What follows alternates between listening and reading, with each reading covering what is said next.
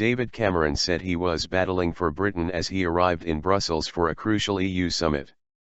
European Commission President Jean-Claude Juncker has said he is quite confident European leaders can reach a deal with Britain over its future membership of the EU.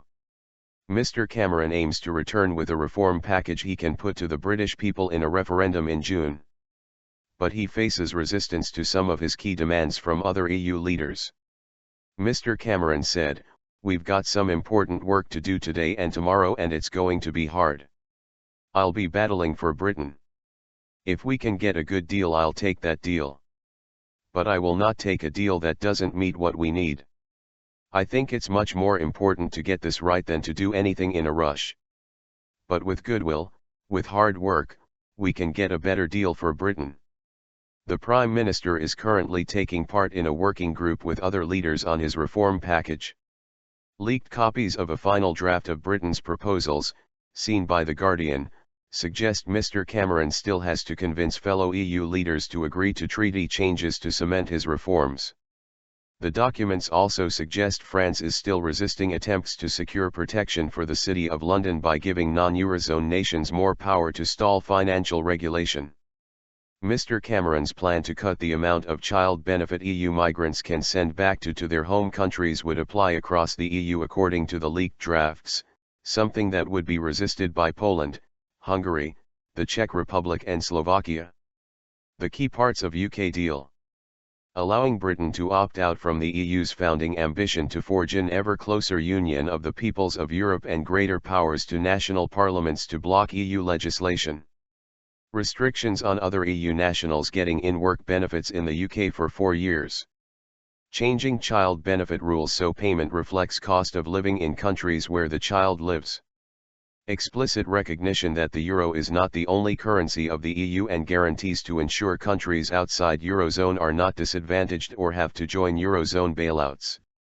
A target for the reduction of the burden of excessive regulation and extending the single market. Senior EU officials have been talking up the chances of a deal, while admitting there are still difficulties that need to be ironed out. "I'm quite confident that we will have a deal during this European Council," Mr. Juncker told reporters. "We have to sort out a certain number of questions, and I'm convinced that Britain will be a constructive and active member of the European Union." European Council President Donald Tusk said this is a make-or-break summit, "I have no doubt," as he arrived. EU out-campaigners say the draft reforms will make no difference to the number of migrants coming to Britain and will not allow the UK to block unwanted EU laws. UKIP leader Nigel Farage said he expected Mr. Cameron to come back with a deal from Brussels, as the other leaders would recognise how embarrassing it would be for him to return empty-handed. But he added, "He hasn't asked for us to get back supremacy for our parliament, he hasn't asked for us to control our own borders, he hasn't asked to reduce the vast daily fees we pay. We will be allowed, after he has come here like Oliver Twist and begged for concessions, to control migrant benefits for up to 4 years. I find the whole thing as a British person pretty shameful."